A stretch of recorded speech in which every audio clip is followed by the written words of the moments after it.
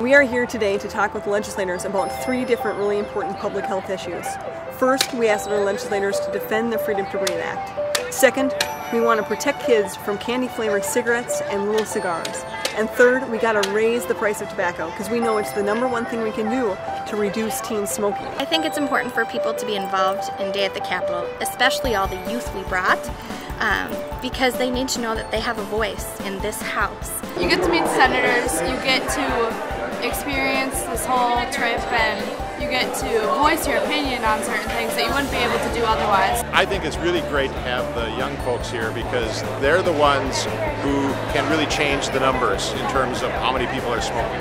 They're the ones who are still non-smokers and we don't want them to start, so this is where prevention really needs to start. The most important thing is to really contact your legislators. They need to hear from the experts who are their constituents to know what's on people's minds and to get the information to make good decisions. That's what they're here to do, is make those decisions. I'm really excited to go to the Capitol today and talk to our senators and representatives because I have a lot of friends who smoke and it's starting to kind of take over their lives. A future generation that will have a say in how they will be a part of the system and how interactive they will be part of the future. So our youth needs to make sure the representatives here know that they're coming up and they will be voting as well.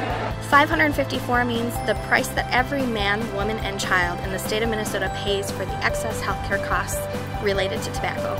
Day of the Capitol is an excellent opportunity for our folks to come in from all over the state, meet with their elected officials, and talk about the issues that are important to our organization, which is really reducing the incidence and mortality of cancer. Tobacco use, as you're well aware, is the #1 public health problem in the country, and it's the #1 public health problem in Minnesota.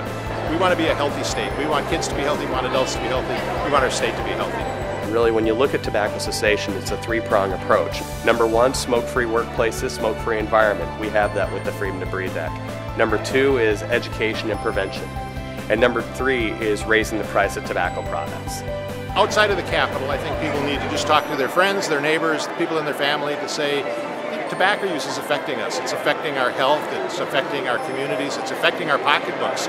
It's important that we come back to the Capitol every year, every session, to talk about tobacco's harm, because we know public policy is the #1 thing we can do to reduce teen smoking and help current smokers quit. It's so important that we don't take this session off, because we know the tobacco industry and they're going to be here watching and waiting and working their issues, so we need to be here as well.